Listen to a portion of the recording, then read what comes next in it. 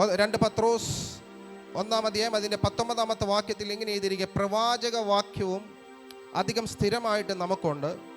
നേരം വെളുക്കുകയും നിങ്ങളുടെ ഹൃദയത്തിൽ ഉദയനക്ഷത്രം ഉദിക്കുകയും ചെയ്യുവോളം ഇരുണ്ട സ്ഥലത്ത് പ്രകാശിക്കുന്ന വിളക്ക് പോലെ അതിനെ കരുതിക്കൊണ്ടാൽ നന്ന്. നമുക്ക് ലഭിച്ചിരിക്കുന്ന പ്രവചനങ്ങൾ അല്ലേ, നമ്മൾക്ക് അനേക പ്രവചനങ്ങളെ നമ്മൾ ഓരോരുത്തരും കേട്ടിട്ടുണ്ട്.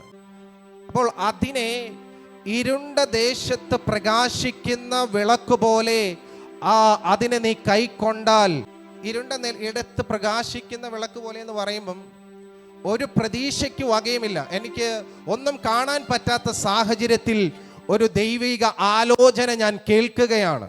അബ്രഹാമിന് ഒരു തലമുറ ഉണ്ടാകുമെന്ന് യാതൊരു പ്രതീക്ഷയുമില്ല. ആ പ്രതീക്ഷയില്ലാത്തടത്ത് ദൈവം അബ്രഹാമിനോട് പറയുക, ഞാൻ നിനക്ക് സന്തതികളെ തരും,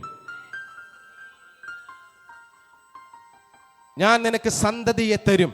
സന്തതിയെ തരുമെന്ന് പറയുമ്പോൾ അബ്രഹാമിന് എന്താണ്, അത് വിശ്വസിക്കാൻ പറ്റിയ സാഹചര്യമല്ല, വിശ്വസിക്കാൻ പറ്റിയ സാഹചര്യമല്ല. പക്ഷേ അബ്രഹാം അത് ഇരുണ്ട ഇടത്ത് പ്രകാശിച്ച വിളക്ക് പോലെ അതിനെ കൈക്കൊണ്ടപ്പോൾ ഹല്ലേലൂയ, ദൈവം അവന് തലമുറകളെ നൽകുവാനിടയായി തീർന്നു.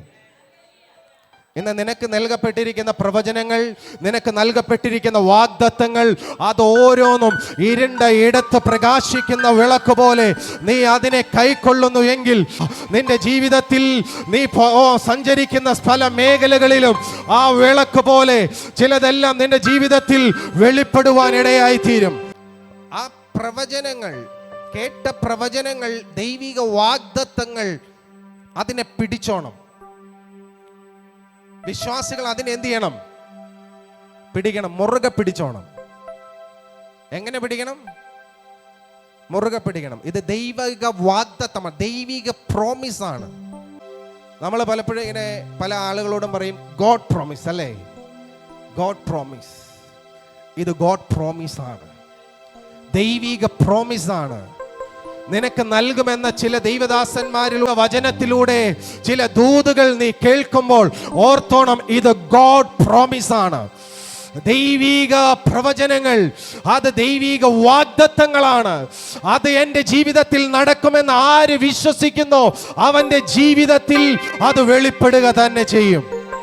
അതിനെ നീ മുറുകെ പിടിക്കുന്നെങ്കിൽ അത് നിന്റെ ജീവിതത്തിൽ നീ അതിനെ കാണുവാനിടയായി തീരും. അബ്രഹാം അതിനെ മുറുകെ പിടിച്ചു. അബ്രഹാമിന് അത് വിശ്വസിക്കാൻ പറ്റിയ സമയമല്ലായിരുന്നു. അബ്രഹാം ഈ വാഗ്ദത്തം കേൾക്കുമ്പോൾ, അല്ലെങ്കിൽ സാറ ഈ വാഗ്ദത്തം കേൾക്കുമ്പം അവർ പറയാ, എൻ്റെ പുത്രോത്പാദന ശേഷി എന്ത് ചെയ്തു? നിന്നുപോയി. ഇന്ന് സാഹചര്യങ്ങൾ മുഴുവൻ പ്രതികൂലമാണ്, മുൻപോട്ട് പോകാൻ യാതൊരു വഴിയുമില്ല. അങ്ങനെ ഇരിക്കുന്ന ഇടത്ത് ഒരു ദൈവിക പ്രോമിസ് നീ കേട്ടിട്ടുണ്ടോ? അതിനെ വിശ്വാസത്താൽ നീ അതിനെ മുറുകെ പിടിക്കുന്നുവെങ്കിൽ നീ അതിനെ കാണുവാനിടയായി തീരും.